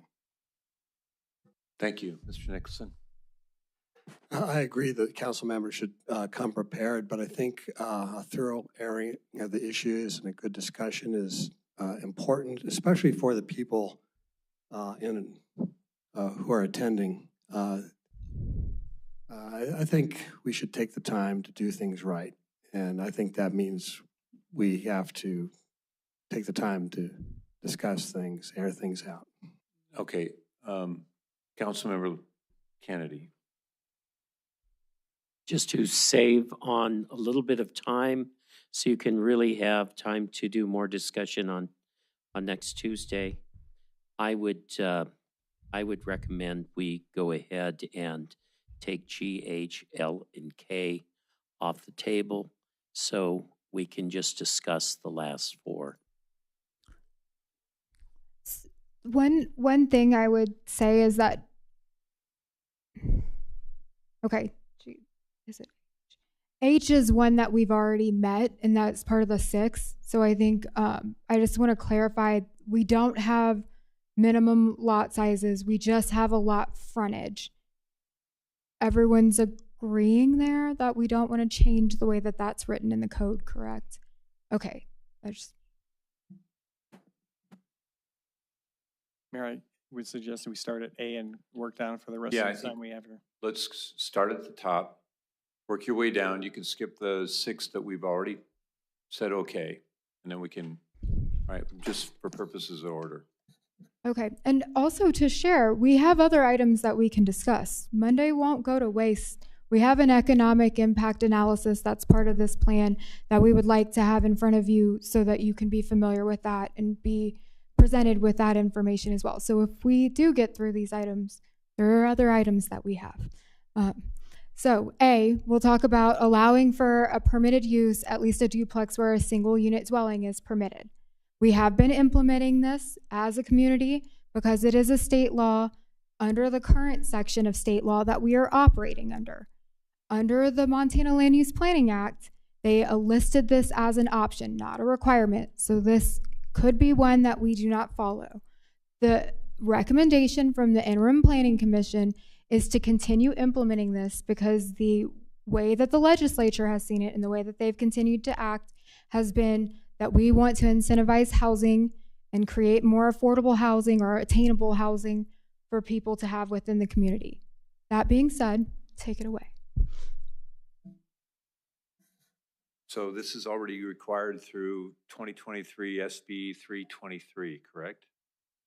Correct. And that particular bill, they did not amend it to be a requirement within the appropriate section of the interim or the Montana Land Use Planning Act. So it could tentatively be optional. Yes, it is. Yes. It is. Mr. Boyette? You know, in the last 6 years of all the issues we've had, this is the biggest problem we've had. We had over 100 people here yelling and screaming. They didn't want this in their neighborhood. How do we say that we listen to our constituents if we don't say, get rid of this? That's my concern, is that was the big problem.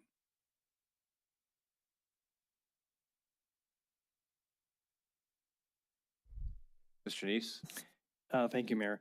And I think, again, I'm going to take us back to RECODE. When we did this, we had, our 4,000, 5,000, 6,000, 7,000. We had all these different zonings, our numbers, and it was, you could only put a single family home on a per square foot, and there was very limited ability to do duplexes and townhomes under that old system.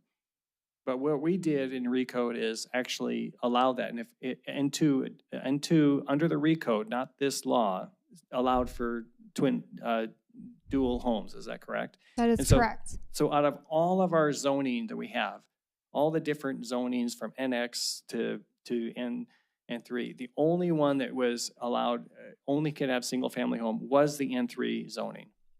And so what we did in RECODE is convert so many different of these R systems that only allowed single family in a lot of cases into a system that allows a lot of multifamily homes, duplexes, and even fourplexes and things like that.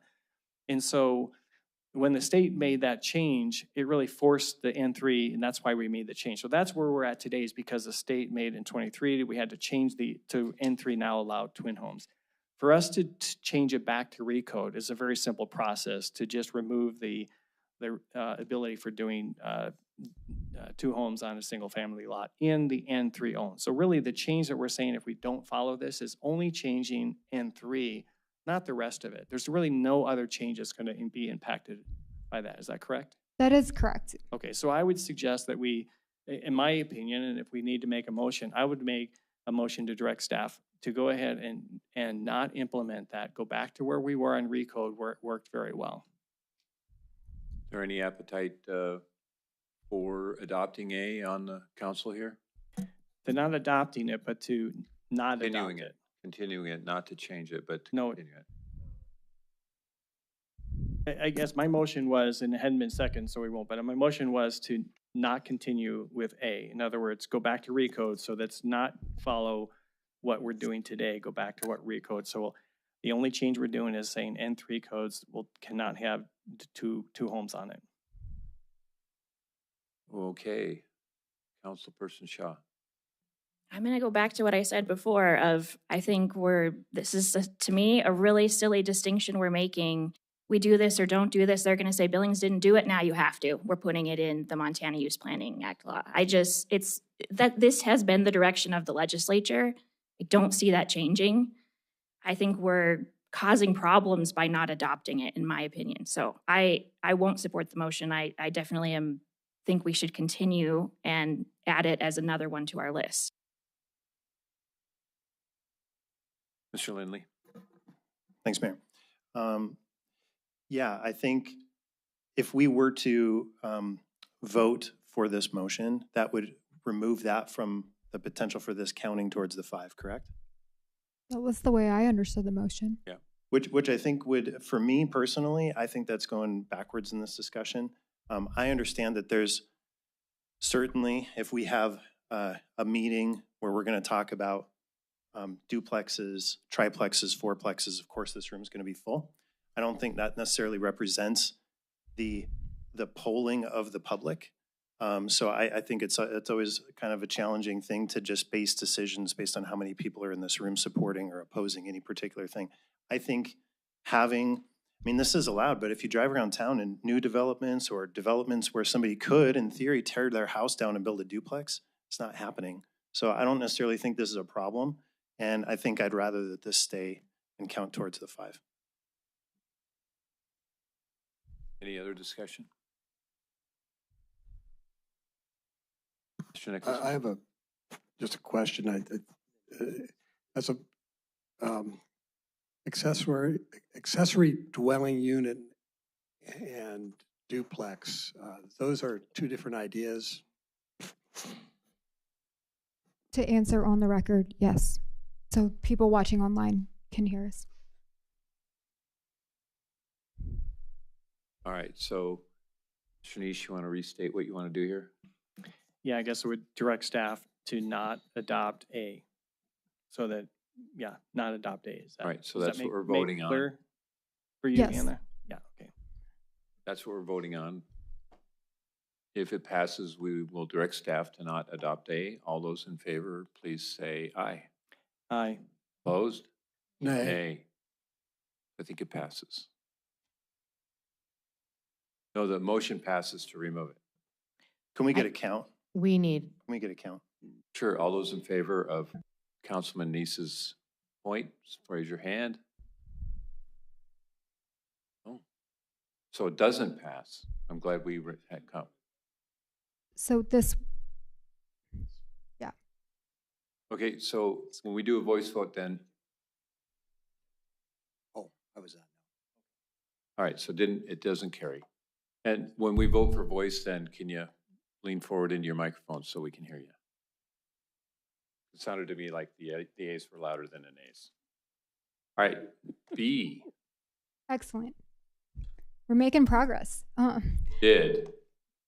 B, so zoning for high-density housing near transit stations, places of employment, higher education facilities, and other appropriate population centers. The guidance from the Interim Planning Commission was to create an overlay in appropriate areas throughout the city. I just had a quick question on this. So when you say create an overlay, you use Stewart Park as an example. So that would overlay the ability to do higher density, but everything that's there stays there and is still in compliance. But if somebody were to buy a piece of property and want to do something different, higher density, then that would be allowed. Is that right? Yes, I think correct. The way that we envision it is using a higher designation within that future land use map designation. And Wyeth can correct me if I'm wrong, but we say overlay because we were thinking about it in terms of like a zoning map overlay, but the future land use map will act as that. And it would just be essentially up designating parcels not formally changing zoning, but if they come in and request that. Any questions? Councilman Neese? Yeah, I mean, fundamentally, I think this makes sense, right? But practically, when you start implementing it is where I think the problems can exist. And that's where I don't see any safeguards in how this could prevent someone who has something in the overlay that happens to be a residential neighborhood suddenly build a large N4 type property, because that's where the overlay is going to approve, right next to some other residential single family homes, especially since we're now talking about putting the Met Transit Center in the middle of a park up in the Heights where it's surrounded by all single family homes and I think a church.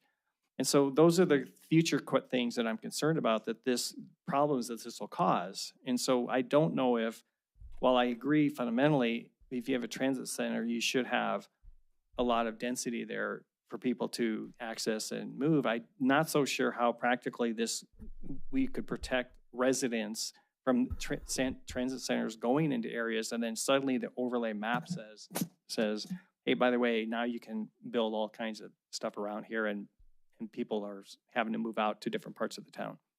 I think your point is well taken. When I look at the latter part of that criteria and it says as determined by the local government, if the direction from council was this is something we wanted to navigate, we would certainly want to vet through the areas that we had chosen.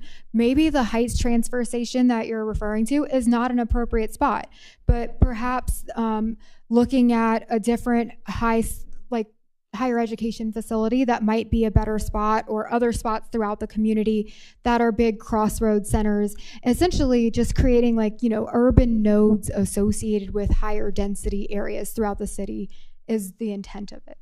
So we would definitely want to continue to navigate which specific spots with council. Yeah, I think with that, I don't have any really objections to this. It's one of those things where the devil's in the details of future when the council have to decide on that. So in my opinion, move it forward with that one, and we can go on to the next. CM's Boyette, then O'Donnell. I recommend that we move forward with B and say yes, everybody vote on it and move on. Okay. Before you do that, anything that you want to say? Yeah, CM I'm curious. The statement says as determined by local government. What are the things that the city council can determine on the whole thing, whether or not there's higher density in these areas, or the language is very strange on that, or can we just simply decide what higher density is allowed among those areas, which is no different than what we have now?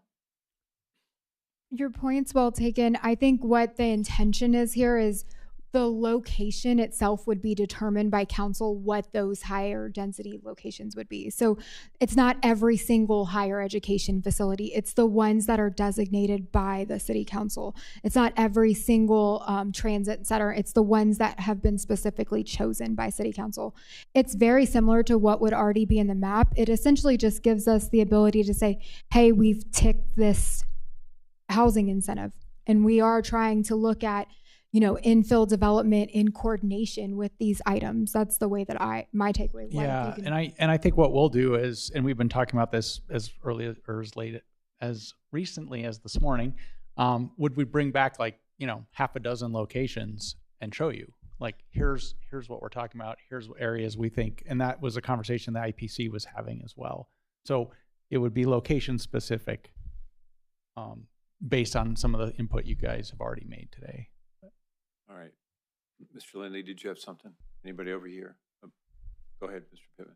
So I'm just going to say that, I'm good with the 5, maybe 6 that are required by law. I don't want to go any farther than that at this point. I think if we want to have the conversation and send it to the legislative committee and then pay attention to it, because it could just easily, the legislature start telling us, well, you didn't pick A, B, and whatever, and so we're going to make you do it. But I think that's a discussion that can happen at the legislative committee level and then deal with the legislature. Doing more than they've already told us we have to do is just not something I'm interested in. All right. Okay. Thank you. We have a motion by Mr. Boyette that we accept zone item B on this thing. So is there a second? Any discussion? All in favor, move close to the microphone and say aye. Aye. Aye. Opposed? Okay, that's good. So to your point, Mr. Pittman, no, we'd already voted to go through the ones that were not. So let's just continue with that. We're making good progress now. We're on our third item.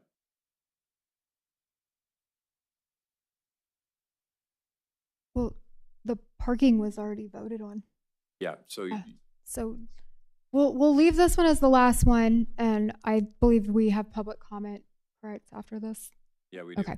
So D would be eliminate impact fees for accessory dwelling units or developments that include multi-unit dwellings, or reduce these fees by 25%.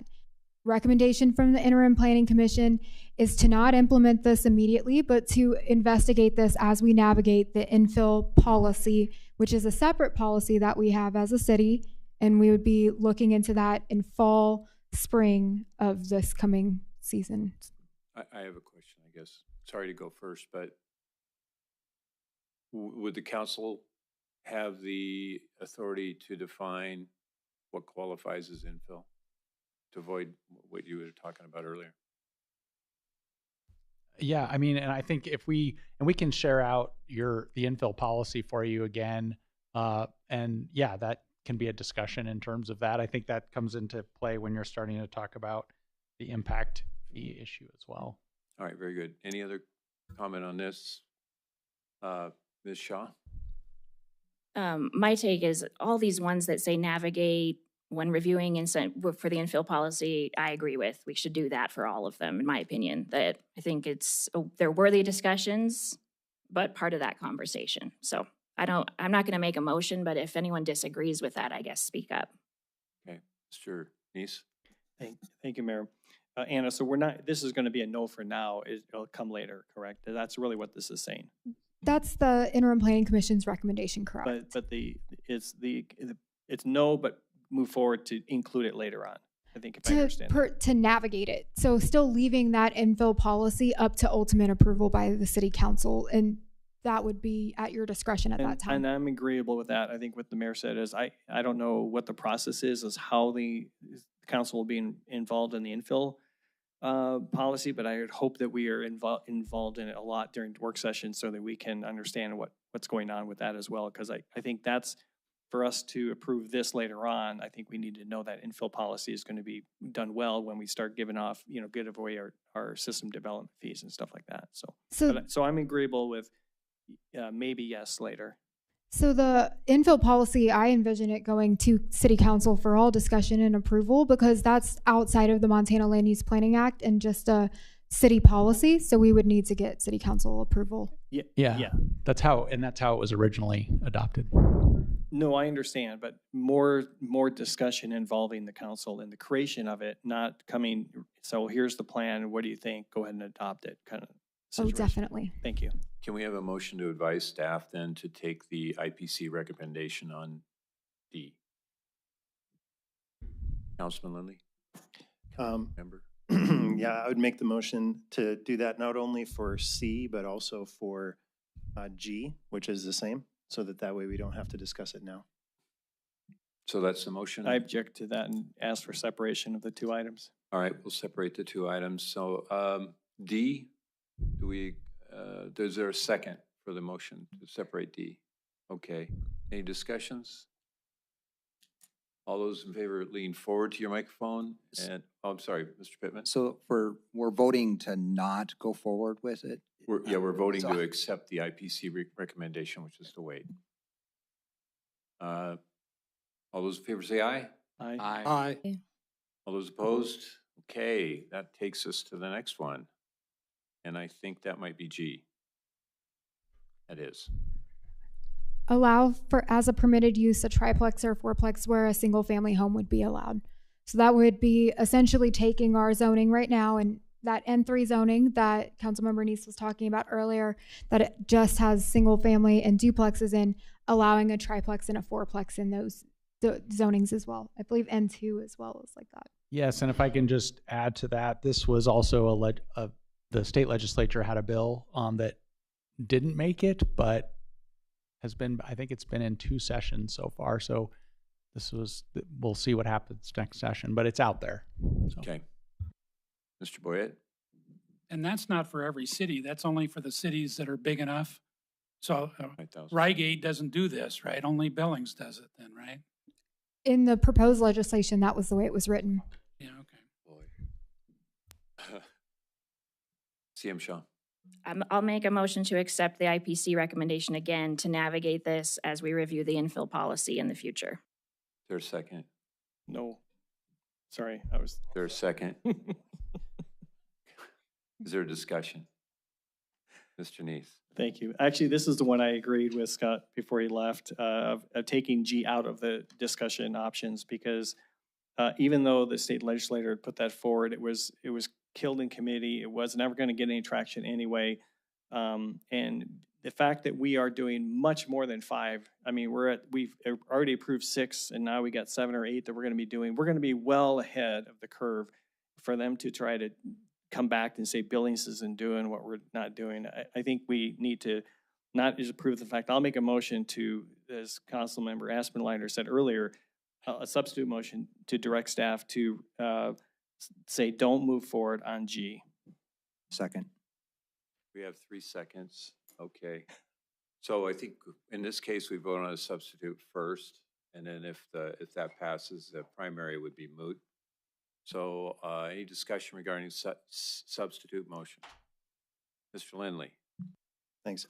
Yeah, I tend to agree that triplex, fourplex, where a single family is permitted is probably not a great fit. But I'd rather wait till we get recommendations from the group in the future when we're looking at infill. So I'm not going to support the substitute motion just for that reason. Okay, any other discussion regarding the substitute motion? I'm not going to support the substitute motion. There's a lot of areas that I represent, Ward 1, where there are buildings that pretty much look like single-family houses that have multiple units in them. So I think they can be done tastefully. Any other discussion? Mr. Neese, would you just remind us of your substitute motion? My substitute motion is to direct staff not to pursue G any further. All right, so we're voting on the substitute motion. If it passes, the primary motion will be moot. All those in favor, please lean forward in your microphones to say aye. Aye. Aye. All those opposed? Nay. Nay. Nay. Looks like it's 3. Division. Yeah, let's do hands. All those in favor, raise your hands. 5. Did I count right? Anyway. Opposed, raise your hands. 3. 4. I'm really good with math today, so I think the substitute motion passes. That's going to bring us to... Mr. Mayor, we're running out of time. Would it 1 be... minute. Okay. Okay. Where would you like to take up on Monday? We can pick up on I on Monday, and then if we get through all of these, we will begin to share the economic analysis that has been done for this project. And and I'll just add, Councilmember Lindley's kind of summary was really great. We'll break these, kind of re-break these back into what we have state law and Phil don't do now that we have some of the direction, and we'll kind of update the list. So Mayor, so you will put in council direction, kind of everything we've said today, so we can. One more quick suggestion. When you're putting that together, kind of as Councilmember Neese has referenced a couple times, and it's been in discussion, things that are required by state law or optional would be really helpful.